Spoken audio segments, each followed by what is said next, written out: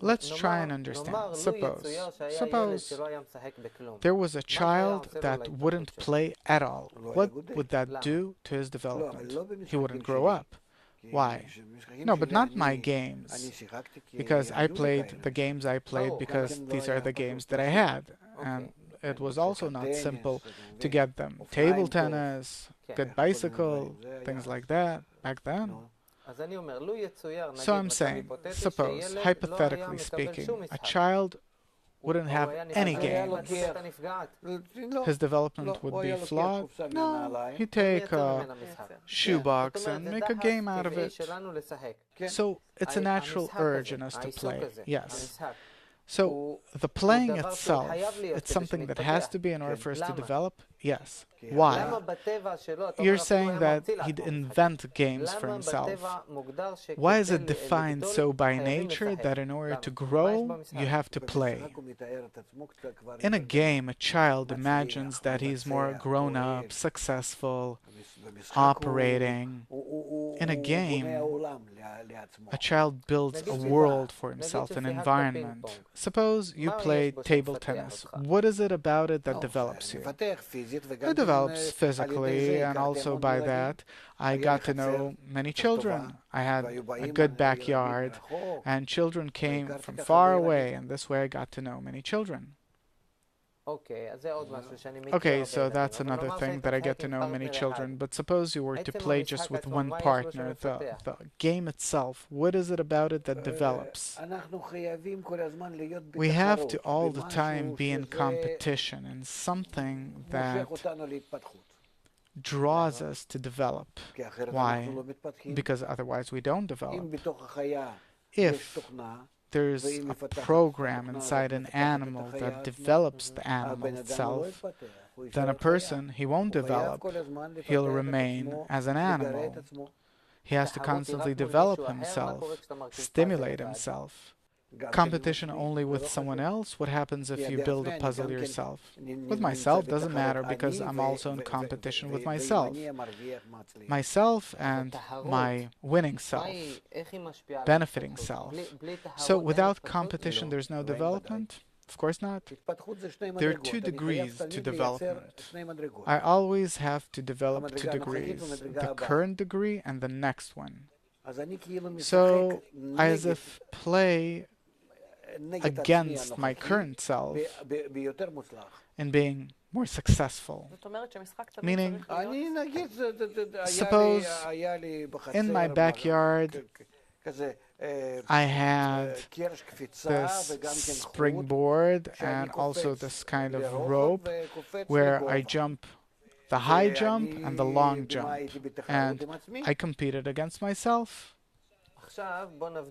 Okay, let's make another differentiation. We understand that what develops is the competition, not necessarily against someone else, but also against yourself, where you play against your more advanced self. Okay, it's easier to see it on children, but I think that it also applies to grown-ups. When a child plays, he's in the game.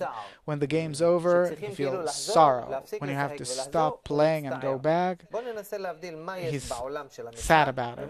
Let's try and discern what is it about the world of play and the normal world. What's so fun about playing and going back to your day-to-day life, which isn't fun? To go back to life, it's like going back to being like an animal. That you live and that's it. And to play, it's to grow up all the time. There's a spirit of liveliness there. And a child feels it? Of course he does. It propels him. He needs development. If you want to take a child out of a game, it's sometimes very hard. You have to call him for hours. He could have a high fever, he pays no attention. For him, the main thing is that he's playing. That's exactly it, the experience. That's what I want to understand. What is it about that experience where he forgets about himself, time, fever, everything? He's not hungry. The urge to develop, this is what necessitates him. My child, he has fever, he plays, he stopped he stops playing, he goes back to being sick. And it's not make-believe, really.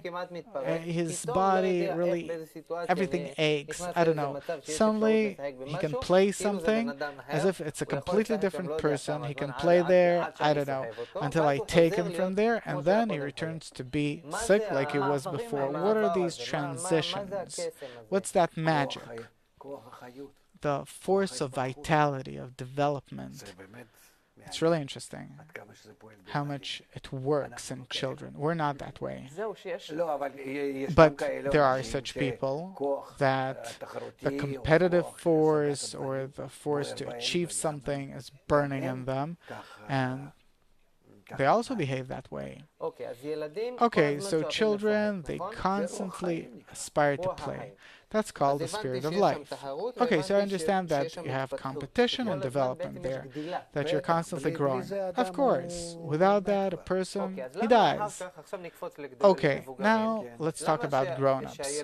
Why is it that when kids are kids, they all the time want to play? This I understand, and I also see it on my 4 children. Why I, as an adult, where does it disappear from our life? The world of play. Your problem is that you shifted from taking care of yourself and growing up to becoming dead.